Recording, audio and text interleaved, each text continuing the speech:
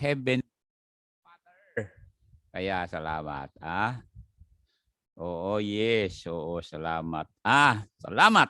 So we are praying for you all. Salamat sa bati ng mga Somera family, Florentino family. Ganon din ang Demata family. No po, binati niyo ako bilang Father's Day sa Father's Day. Na di mga Da family at Taguba family, Darisan family, Miliante family, Kaleda Pawig family. Salamat po sa pagbati niyo na father ako. Talagang father ako kasi nandiyan si Faith. Okay. Bautista Malanot family. Ganon din La Forga family. Rumbawa Balunos family. Okay. So, nandiyan kayo. Okay, sandali lang kapatid. Dahil parang gusto ko kasing mag-ani na dito sa likod ko eh.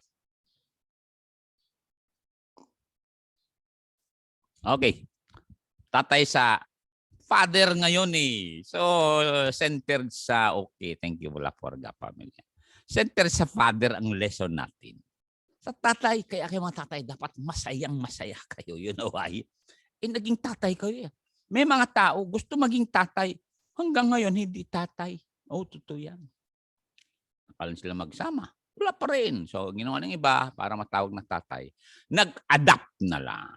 So, maganda rin po yan. Dahil maraming napaaral ng mga pamangkin, mga apo. So, punta tayo sa ating verse ngayon. Kasi ang ating lesson sa Father's Day na ito, Sir James, Father's Day sa lahat ng father. Ito ang lesson natin. Punta mo natin sa verse para maganda. Thank you, Cristel Puliete Piasco. Happy Father's Day po, Pastor. Talagang father na ako. Mukha ko lang eh. Father na di ba? Okay. Bay, ibang kasama. Sabi nga na Apostle Paul kay Timothy, you are my son in the faith. Marami akong son in the faith. Pastor na ngayon, bay. Basahin na natin yan sa Hebrews 11:21. Alam niyo mga kasama, masaya ako kasi mahangin dito sa aking likod. Ready? Begin. By faith, Jacob, when he was dying, blessed both the sons of Joseph, worship him leaning upon the top of his list or his staff. Bless both the sons of Joseph. Tingnan niyo mga kapatid. So sa mga tatay, you are already a blessing to your children and grandchildren. Siyempre ganoon din mga nanay kung meron kayong grandchildren, children. Blessing na kayo. Kaya nga, nawit natin, di ba? Make me a blessing. Ayun, Kadya, Palatan, Kaleda family. Salamat po sa bati nyo.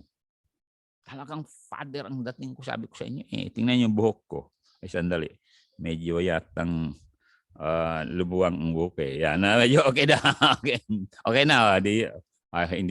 Hindi maganda na yuyo ko pala ako. Mukhang hindi father, kundi cardinal. Okay, salamat po. Alam mo kung bakit masaya ako? Dahil may pinanganak na bagong church galing sa atin. Matake mo, 2 church na organize ngayong taon kay Pastor Tom at isang araw, si Pastor Aldrin. At meron silang mission. Okay, kaya alam Pastor Miliante yan, sumama siya. Ano po, at ewan ko baka meron pang isa ma-organize this year na po.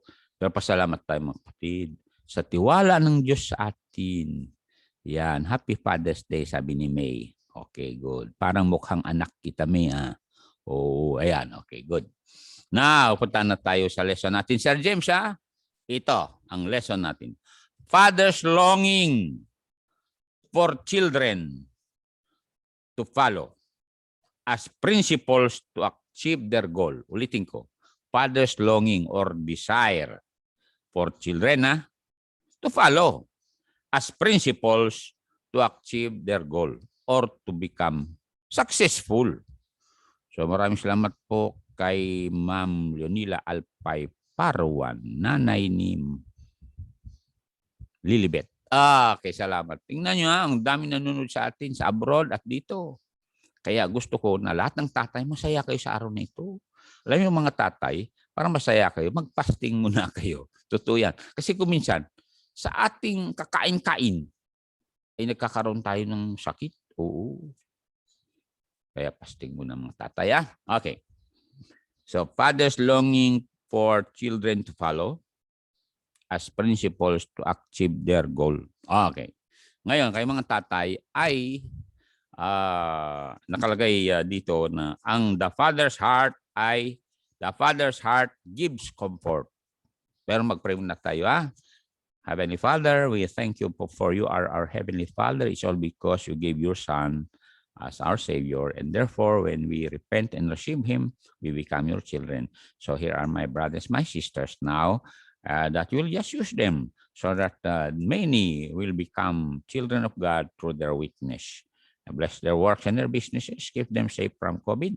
We just uphold the Sumera family, Florentino family today, even the Kapili family, that they will recover from this virus. And others, Lord, who needs thy comfort and healing. Pray for the Baral family in this time, Lord, of trials, that will also help them. And others, Lord, who needs to be touched. We pray for Brother Ray, that will continue to make him recover. And also, Lord, for my brother-in-law. Again, thank you for these who are watching. I bless them all according to thy word. And remember our brothers, our sisters abroad, like Sister Mylene, Sister Gilon, my pamangkin si Bel, and also with Clive and Kay, together with Anton and Atini, with JR, Cha and Pael, together with Ria and Ashok.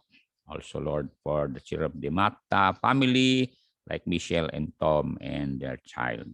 Bless them, and even the Basang's children, Lord, help, and the Viernes, Stella and the children, and also those of who are working abroad, like Sterlina and Sterpeli in London. In Jesus' name, amen. So maraming salamat po. Happy Father's Day, sabi ng Brother Cruz. Happy Father's and Grandfather's Day. Okay. Grandfather na yung Sir Cruz. Tignan yung picture, may sanggol siyang dala-dala na po. Ay ako, ang kapatid, natutuwa ako, maliban may mga anak ako eh. May mga magwapong at gwapa na po. Kaya yan ay sign na tayo ay blessed. Nakalagay sa Psalm 127 yan eh, na pag meron daw sanggol maipanganak sa pamilya nyo, either anak o apo, ay kayo na ang pinakamapalad. Dahil sabi ng Bible, yung mga batang yan ay ipinahiram ng Diyos sa inyo. Dahil Kanya yan, para palakihin nyo na may pagmamahal sa Diyos, may pagmamahal sa magulang, pagmamahal sa Bible, pagmamahal sa lahat ng tao. Sabi ng Largado Kapili family, Happy Father's Day. Thank you, Mr. Abe. Thank you. God bless you. Okay. Now, punta tayo number 1. Number 1. Father's longing number 1 is ganito. Sir James, salamat po.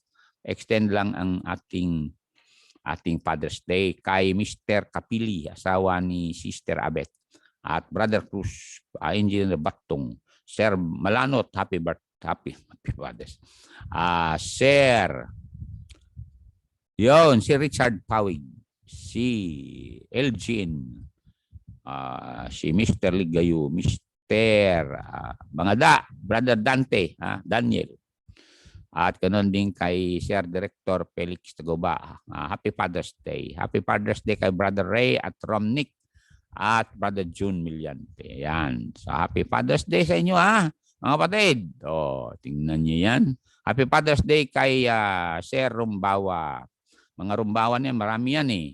Si Jason, si Eric, at siyempre si Boy, at saka si Sir Dr. Mark Balunos. Happy Father's Day. Calling naman ng mga tao dito. Talagang kayo ay mukhang father nga. Yung iba naman mukhang son. Okay, nakalagay kasi dito sa picture nyo. Imbes na son ang father ang mukha nyo, parang son kayo. Okay. Okay, ito. Salamat po. Now, number 1, Sir James. Ano ang longing ng isang tatay sa mga anak, mga apo? Number 1, ang longing nila ay life.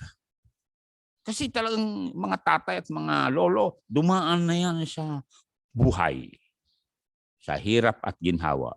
Pero dahil patient sila, persevering sila, at saka persistent sila, ay na-reach nilang apex ng kanilang goal. So number one, longing ng isang tatay o isang lolo ay life must be handled with humility, love, and care. Life must be handled with humility, mga kasama. Kasi kung nagmamataas ka sa buhay nito, walang mangyari. O katulad nga ngayon, pandemic. Talagang hindi yung dati-dati mong gawi. Wala na. Tulad sa aming senior citizen, hindi na ako lumalabas. Kaya, yun nga, para hindi ako madapuan ng virus.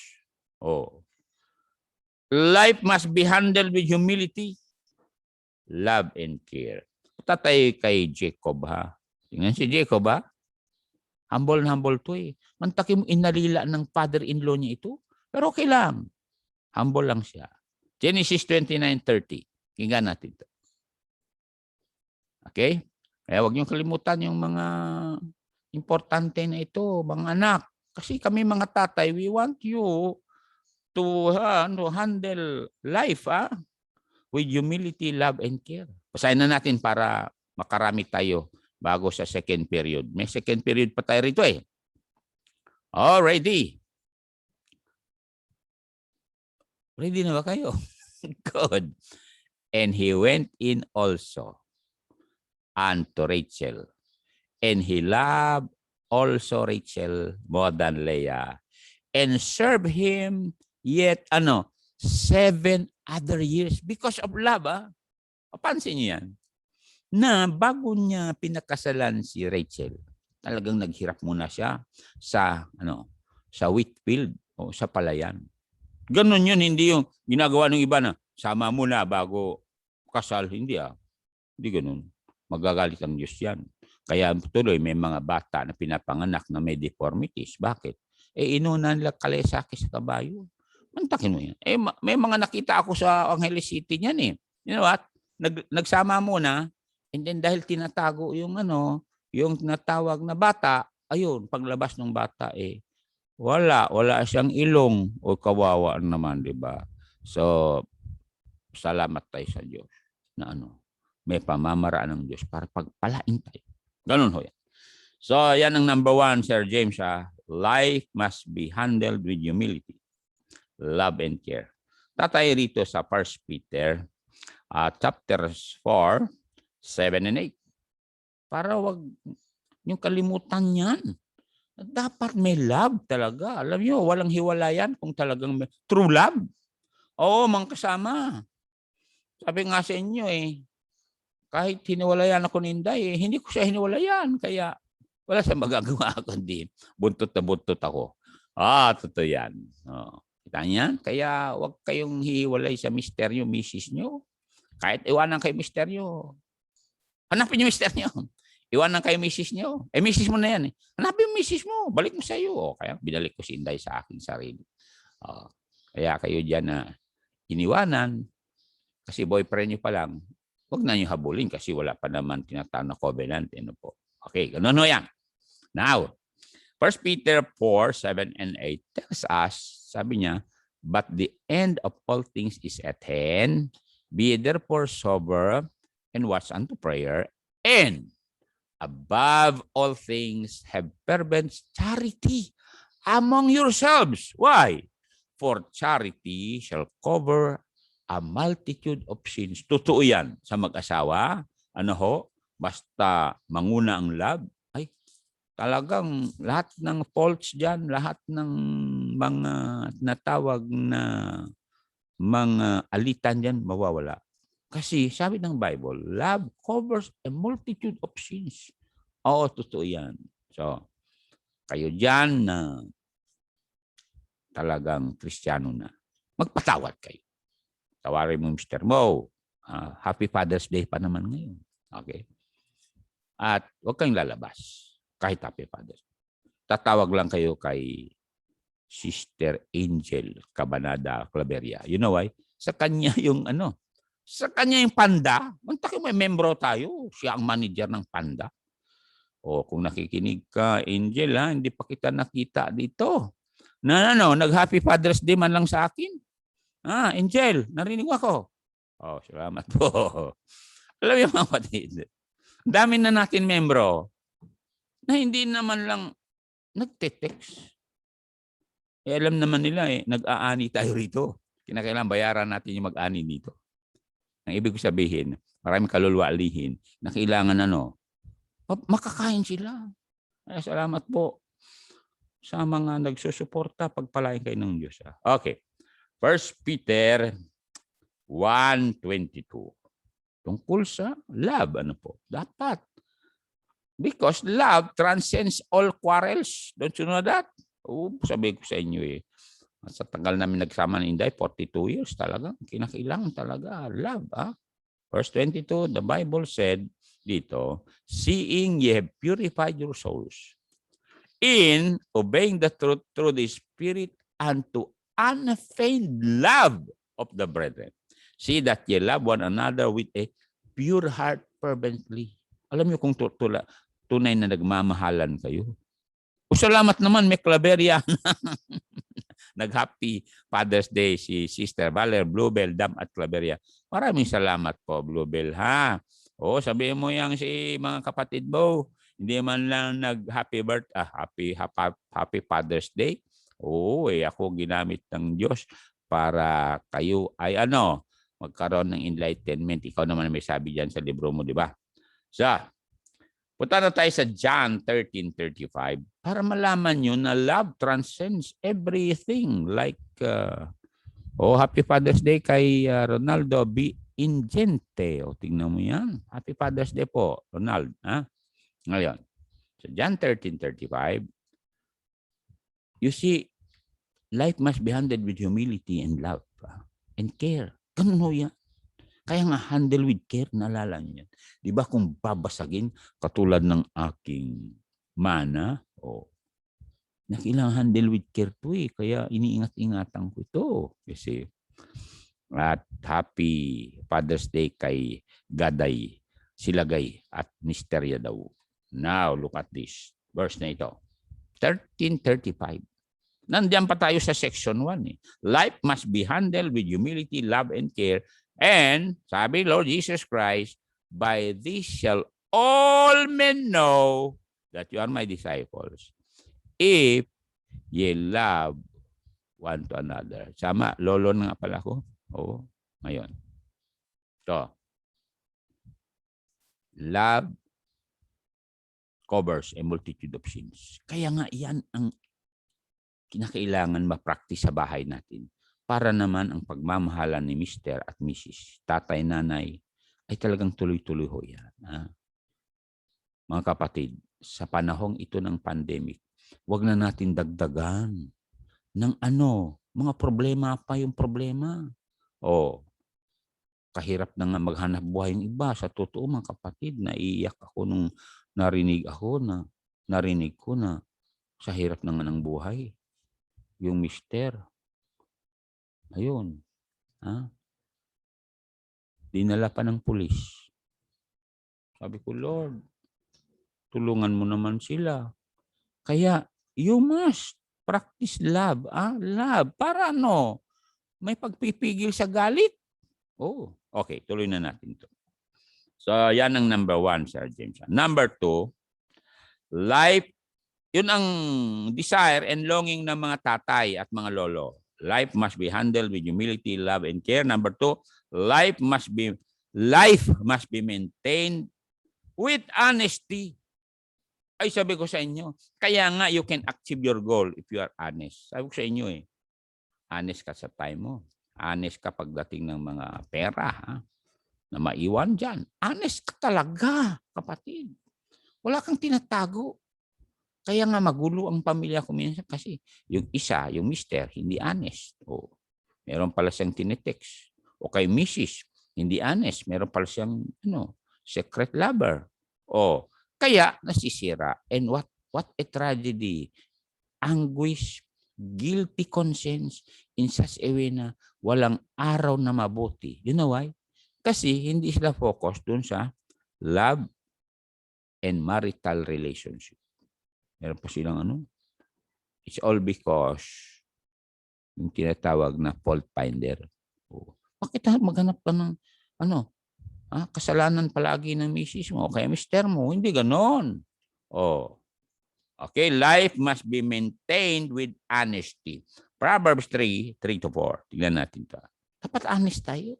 Kaya nga, nanatili akong buhay hanggang ngayon kasi honest ako eh. Bakit? Kung hindi ka honest, talagang delikado. Alright. Alright ka na ba? Ready? Read. Let not mercy and truth forsake thee. Yan, honesty ho yan. Bind them about thy neck. Write them upon the table of thine heart. Ano mangyari? Result. So shalt thou find favor and good understanding in the sight of God mo na and men. Tingnan nyo yan. Kaya salamat sa Diyos. Alam niyo mga kapatid, pasalamat tayo. Sabi ko na nga ba, binati ako ni BJ. Police na pamangkin ko. Salamat. Salamat, Brad BJ, ha? Salamat, Sister Valerie. Tama lang, batiin niyo ako. Bakit? Abay, hindi pa kayo pinanganak, nandito na ako. Ngayon, life must be maintained with honesty. Kung honest tayo, qualified tayo na gamitin tayo ng Diyos. Tingnan niyo ito. Happy Father's Day, sabi niyo, Bioli Son. Taga-Bagao ito eh. Asawa ni Pastor Son. Sister Bioli, bakit yung picture mo nung 16-year-old ka? Okay. Okay. Maraming happy birthday. Happy Father's Day kay Pastor Mario, ha? Ready? Hindi na kayo. Acts 6:3. Tingnan niya. Maging qualified tayo sa ministry ng Diyos. Pag honest tayo, kapatid. Iyon ang nakalagay dito eh. Nandiyan na kayo. Please lang isulat nyo ito, tandaan na nyo ito. Ganon din sa pagiging leader nyo, either sa office nyo, private or public. Sabi niya rito, wherefore, brethren, look ye out among you 7 men of honest report. Ibig sabihin, i-background investigation mo man yan, honest yan. At sabi niya, number 2, full of the Holy Ghost. And number 3, full of wisdom. Whom we may appoint over this business. The business of overseeing a church. Ganon ho yan. Yan ang sinabi sa mga pastor eh. Kung sino mga pastor na nanonood sa akin ngayon, dapat yung mga pera na dumarating, alam ninyo kung saan nyo gagastusin. Sabi ko sa inyo eh. Yun ang isang dahilan bakit pinagkakatiwalaan pa ko ng Diyos hanggang ngayon dito. Dahil nakalagayan sa Numbers chapter 18:32 na kung ang isang pastor hindi honest maghawak sa pera ng Diyos. Tingnan niyo itong verse na ito. Para naman warning sa mga pastor to. At kayong mga membro, warningan yung mga pastor na dapat gastusin yung pera para sa Panginoon. Ready. Diyan na kayo. Numbers 18:32. Ang linaw-linaw dito na tayo mga pastor, sabi nga kay Brother Juni, sensitive ang pagkapastor. Totoo yan. Kung sensitive yung gawain ng mga doktor mag-opera, mas sensitive ang gawain ng pastor because we are talking of eternal matters dito eh. Sabi ng Diyos, kung hindi na kita mapagkatiwalaan, game over. Look at this. And ye, sabi sa mga religious leaders, sa Numbers 18:2, sa mga katulad namin, ye shall bear no sin by reason of it, when ye have heaped from it the best of it, neither shall ye pollute the holy things of the children of Israel, lest ye die. Sabi niya, huwag niyong gastusin yung pera dinadala ng mga children of Israel sa inyo sa walang kabuluhan. Ang kasama. Kaya nga pag ito mga kapatid, pag nag-asawa ang Levite, ayon sa Bible, kinakailangan asawa niya talagang number 1, virgin. Number 2, kinakailangan na siya ay qualified. Malinaw ho yan, Leviticus chapter 21. Kaya nga ako sabi ko, Lord, ang tindi naman pala ang qualification ng mapapangasawa ko kung mag-asawa pa ako. Anyway, Panginoon, please lang huwag kang magpadala dito. Kasi ayaw ko na manakit ng isang babae. Okay. Number 2, life must be maintained with honesty. Punta tayo sa Romans 12, verse number 17. Honest. Kung hindi ako honest, wala ang tagal ko sa Olongapo. Ilang beses ko punta sa Australia. A father must be a leader. Ready? Romans chapter 12:17. The Bible said that we must be honest. Totoo yan, mga kapatid. Honest talaga. Honest ka sa paghawak ng pera. Ganun. Ready? Read. Recompense to no man evil for evil. Huwag kang gumanti, sabi niya ito. Next, provide things honest in the sight of all men. Ay totoo yan mga kasama. Kaya nga, katulad niyan, bumili kami sa bakery nila Mr. Lim. Mr. Lim. Kaila Byron Batong. Pinsan mo, James. Narinig mo ako. Doon sa Cordoba. Worth ang binili kong tinapay sa bakery nila. Worth 200. So, dapat ang sukli, 300. So, siyempre, maingay ako. Nagbibigay utang trucks nung binigay sa akin yung sukli. Nung sumakay ako sa sakyan namin, sabi ko, Pete, 200 ang binili ko. Bakit 400 to? Sabi ko, stop. Tama-tama sumusunod si Pastor Hernandez sa akin. Pastor Hernandez, sabi mo doon sa bakery, ang binili ko lang worth 200. Ang sinukli, 400. Ibalik mo, ipakita mo lahat itong 400 kasi magkakamukha yung 400 100. Ibalik mo yung 100. Kaya, salamat sa Diyos. Ganun ho yan. Meron din bakery kila Jem, Jan Samel Lim. Paradaan ng Lim, Magnolim. Abay, pumili ko tinapay, dalhin ko sa Bantay Sulana kasi maghukay yung mga kapatid doon gagawa ng chapel kay Pastor Nixon. So, bigay ko 500. Abay, alam mo, binili ko 120. Bakit? Yung pera, 420 ang sukli. Sabi ko, di pwede ito. So, kinuha kong cellphone ko para, sabi ko, dapat ibalik ko sa tatay ni Gemma at ito, Gemma din. Alam niyo, sabi niya, Pastor, sa totoo, hinahanap ko. Sabi niya, nung bumalik ako, hinahanap ko kung saan ako nagkulang. Sabi ko, ikaw kasi huwag mo na akong testingin ka ko. Hindi kita tinitesting, Pastor. Medyo kwan lang ako. Nahihilo ako. Bakit nahihilo ka? Uminom daw kagabi. Kaya kayo na nagtitinda, huwag na kayong uminom. Antakin mo yan. And salamat kay Mr. and Mrs. Agustin. Kasi nung nandun kami sa 7-Eleven sa Balsain, nahulog yung 1,000 ni Faith, ipapadala niya yun Papadala niyo kila David yun So, ako, galing pa naman sa ni Brother Jun kay Nick yun. Sabi ni Faith, bakit papasabi ko lang na ito? Yung pala, nung nahulog, pinulot ni Mr. and Mrs. Agustin. At naghihintay sila kung kanin may-ari. Umalis sila sandali. Sabi ng misis niya, balik tayo. Baka meron lang may-ari. Pagbalik nila, sabi ni Faith, may nawawala. Sabi ng mag-asawa, sigurado ito kasi napulot namin ito dito sa parking lot. So, maraming salamat po kay Mr. and Mrs. Agustin. Hindi ko alam kung nanonood sila ngayon sa television, pero maraming salamat. May mga tao pa sa Tugigaraw na honest. Kaya, nagpapala pa rin tayo. Kaya, may tinatawag na business, pasulpot-sulpot na, at siyempre bukas na sa business. Iba. Okay. So, punta tayo sa 1 Thessalonians 4:12. It must be maintained with honesty, mga kapatid. Sabi nga ni President Roosevelt, honesty is the best policy. Ay, totoo yan.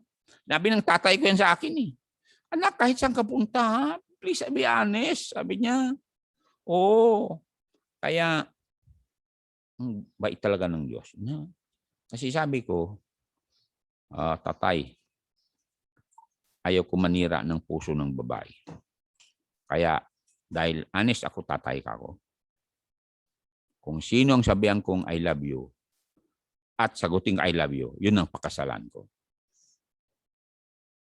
Meron din akong sinabihan I love you, ayaw ko. Kasi ayaw daw mukha ng Cordillera. Kasi mukhang kwan daw yan. Mukhang kamatis. Ano po? So, kaya lang sinabihan ko si Inday, I love you. Sabi niya, I love you. Sinulatan pang niya ko, ilang beses, I love you. May verses pa. Sabi mga kapatid, yung pisina siya ang pinakasalan ko. Oh.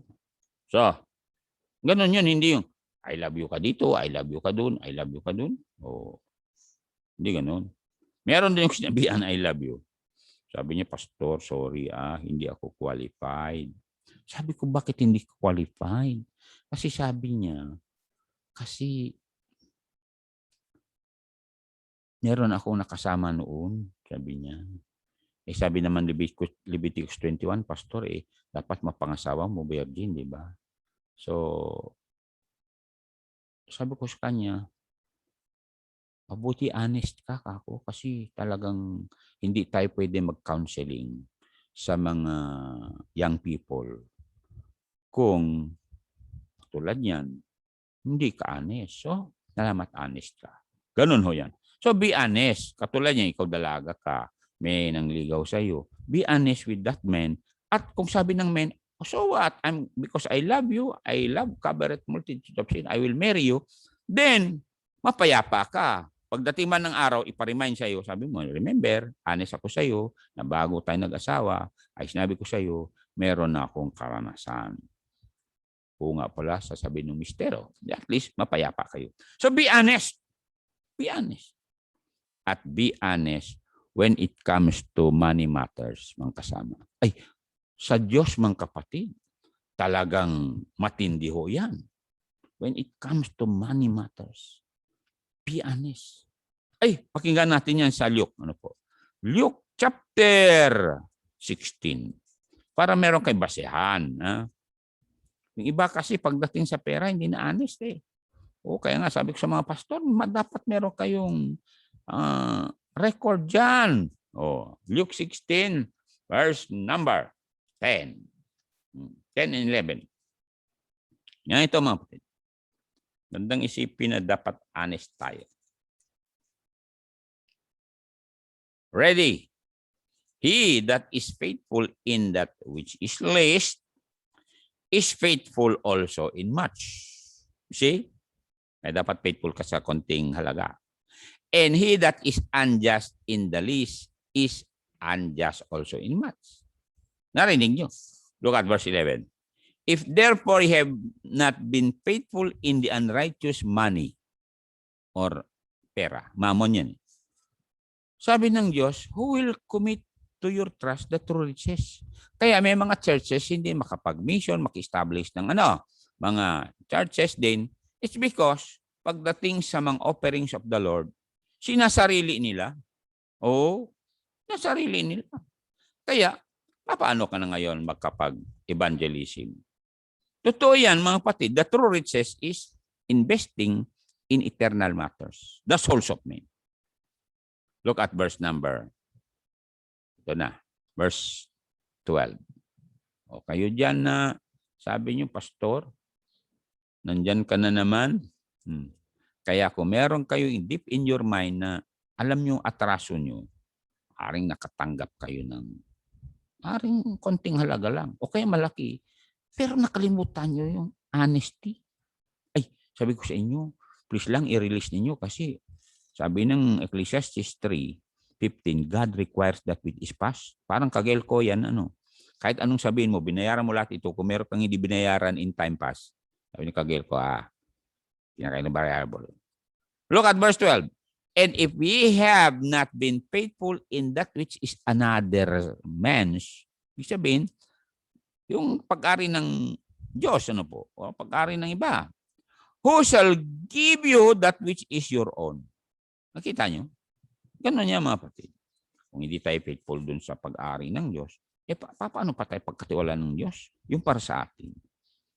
Kaya napansin ninyo na talagang naniningil talaga ang Diyos. And usually, ang paniningil niya medyo masaktan ka.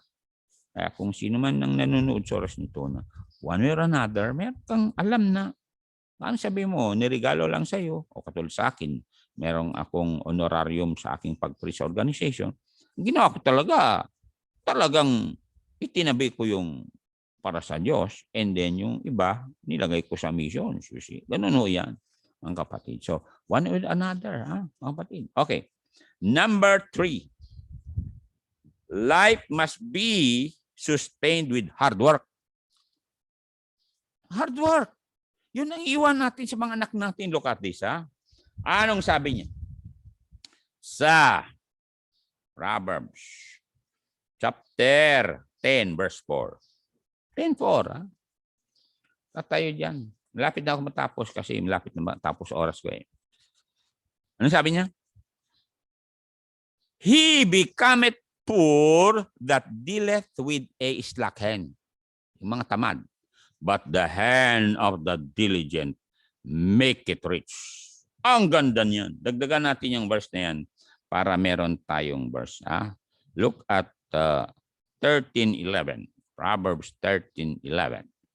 Ay, sabi ko sa inyo, na talagang life must be sustained with hard work. Ano sabi niya? Wealth gotten by vanity shall be diminished, but he that gathereth by labor shall increase. Kaya yung mga tatay na talagang hard worker yan, gising maaga, talaga mag-increase. At yung mga nanay din pala, Proverbs 31:15, tingnan natin yan. Para naman meron din verse para sa mga mother. Okay? 31:15. Sa mga mother, kahit hindi Mother's Day ito, na kailangan maintindihan din ng mga mother. Tingnan yan, Kaya lahat ng mga mother, tanghali kayo magising, huwag na niyo ulitin yun. Kawawa naman mga mister nyo. Siya na nga naglalaba, siya nang nagluluto, siya pang nag-aalaga ng sanggol. Anong gawain yung mga mother, Anyway, may mga mother na ganito. Read. She riseth also while it is yet night, and giveth meat to her household, and a portion to her maidens. Good manager na ang mother na ito. Okay? So, last verse natin para sa must be maintained or sustained with hard work ay Ecclesiastes 9:10. Okay? Hanggang natin. Ecclesiastes 9:10, mga kapatid. Sabi ko sa inyo, sabi nga na Engineer Caronan, Pastor Ligassi, hard worker ka talaga, no? Nasanay ako sa bundok, Mabuti nga dito, sa ilalim ako ng building nagkakatam. Sa bundok, ilalim ng araw. Kaya tingnan niyo yung buhok ko, nakalas tuloy. Ready? Read. Yan na kayo, Whatsoever thy hand findeth to do it with thy might. For there is no work nor device, nor knowledge nor wisdom in the grave whither thou goest. Pag namatay ka na, wala na. See? Yung gusto mong magpahinga, nagpahinga ka na forever. Doon sa grave. You see? Kaya huwag kayong magtamad-tamaran para mahaba ang buhay niyo. Kasi maganda yung exercise yan hindi ka ma-stiff neck katulad ko. So yan. Bakit? Pag naghalo ka ng semento, ganyan ka. Ganyan ka. You see? Okay. Number 4 na, Sir James. Ito ang longing ng mga tatay at mga lolo sa mga anak nila. Life. At ito iiwan namin principles. Life success must be handed down to the next generation. Life success must be handed down to the next generation. Kaya nga, sabi ni Joseph sabi niya, daling mga apo ko rito, sapagkat meron mga bilin na dapat nilang tanggapin. Because life successful si Jacob. Alala nyo, pagpunta niya sa Haran, wala. Pagbalik niya, ang dami niyang anak, ang dami pa niyang tupa, ang dami pang camel. Super, si yaman. Kasi hard worker siya. Okay. Life success must be handed down to the next generation. Psalms 48:13-14. Na natin to. Maraming salamat po sa aking pamangkin na si Leia Placido Ernesto. Tignan mo, alam mo tuwa ako sa iyo, Leia, ha? Kasi may alaga kang aso. Oo. Leia, pinapatawad mo na ako, di ba? Oo, Leia naman, pinatawad mo na ako, di ba? Paano ko dadalaw dun sa namatay mong tatay na kapatid ko eh? Wala naman balsam, di ba? O alam mo naman papunta sa atin eh, alalahanin mo, Leia, na arthritis yung uncle mo. O ganun yan. Huwag ka lang mag-alala na hindi ako pumunta dun sa libing ng tatay mo. Kasi isang araw lang. Eh kung sana isang buwan, ay nakapunta ako. Anyway, magastos kasi kung isang buwan. Kaya punta na tayo rito, ha? Pinatawad mo ano kung Leia Placido, ha? Oo. Masakit ang loob mo na hindi po dumalaw sa libing ng tatay mo. Eh, nung buhay yung tatay mo, pinupuntahan namin eh. Pinag-pray ko pa nga, hinilot ko pa. Oh. At ni-lead ko siya sa Panginoon. Kaya makita mo lang tatay mo, Leia, ha? Huwag ka nang iiyak. Patawarin mo na ang uncle mo na hindi pumunta doon sa libing. Eh, hindi naman patay tatay mo. Sabi ng Bible, nasa langit yun. Dahil tiniyak ko talaga, magsisi ang tatay mo bago mamatay. Oh. Okay, nandiyan na kayo. Ready? Psalms 48:13-14. Tingnan natin ito.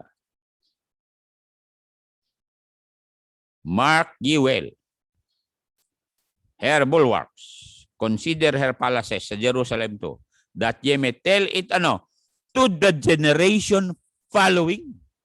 For this God is our God forever and ever. At anong sabi niya? He will be our guide even unto death. Ganun ho yan. So, yung mga namatay na labuas natin, katulad ng kapatid ko Ernesto, God guided him to the heavenly kingdom. Kasi today you will be with me in paradise. Kaya nga, hindi na ako nag-US Navy para lahat ng kapatid ko, kamag-anak ko, sabihin ko sa kanila na Jesus is the living Savior na pag nagsisi ka, bigyan ka ng eternal life because God so loved the world. Gave his only begotten Son, that whosoever believeth in him shall not perish, but have everlasting life. Okay, salamat, Leia. Pinatawad mo na ako, ha? Oh. Ngayon, look at Genesis, Deuteronomy 32:7. And then, malapit na ako mag-pray. 32:7. Na, life success must be handed down to the next generation. Ganun ho yan. Bakit hanggang ngayon nagpe-preach ako? Kasi maraming young preachers that must be trained because they are the hope of the next generation that Jesus is Savior. Ready? Yan na kayo. Read.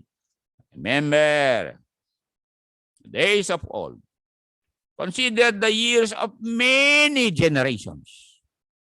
Ask thy father, and he will show thee thy elders, and they will tell thee.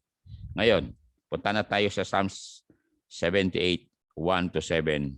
Dahil may nakalagay dito na tayo nakakaalam ng salita ng Diyos. Tayo, nakakaalam sa Word of God. Ay sabi niya, give ear, O my people, to my law. Incline your ears to the words of my mouth.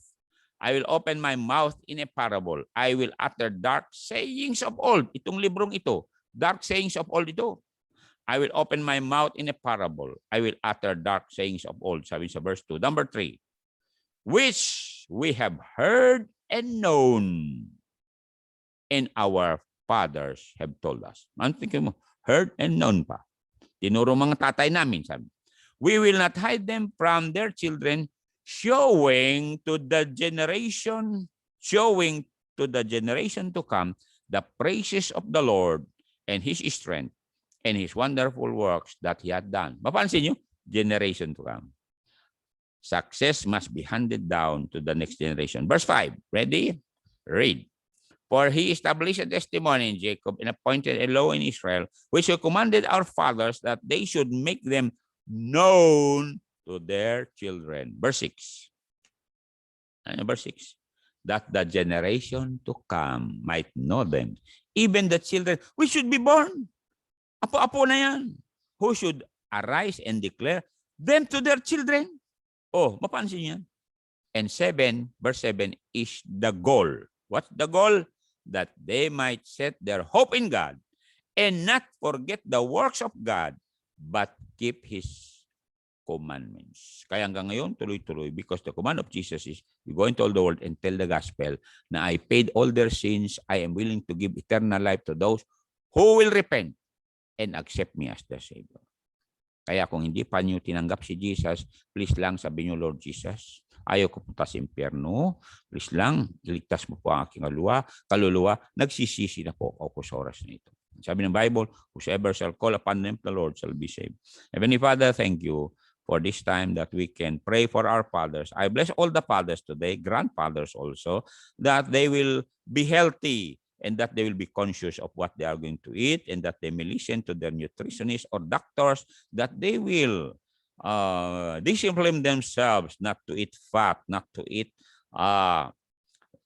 salty foods or preserved food, also that they will not drink sweets, but listen to their doctors and nutritionists who loves their soul. And as you said, Lord Jesus, in your word, that this body is the temple of God. Therefore, we need to take care of it. So preserve our bodies, all fathers, from these viruses that it's engulfing the world. Again, we have called this Meras, the Plantinus Studi, and even the Largado Capilli family, that you will just help them overcome this virus. And others who are now confined, oh God, have mercy. Because you love everyone, you love these precious people. Bless our loved ones now, and also our relatives who are watching this telecast. Thank you for their greetings to me as a happy father. In Jesus' name, amen. Amen.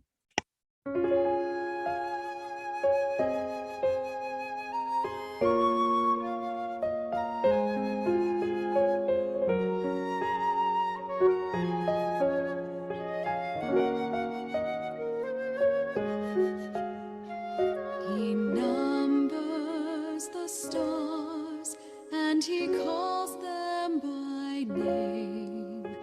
He watches the sparrow and the nest whence it came. He cares for the lilies, so lovely to see. Because he loves them so, I know he loves me.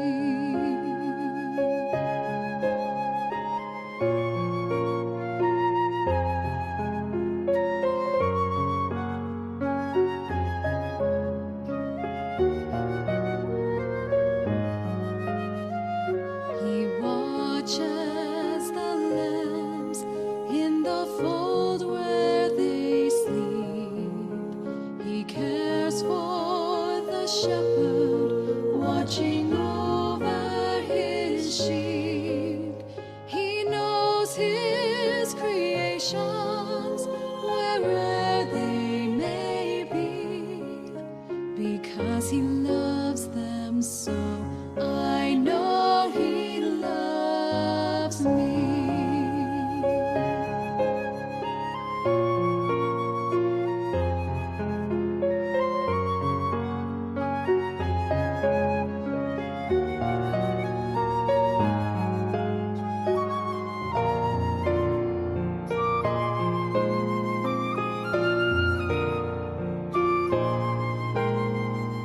He numbers the stars and our tears.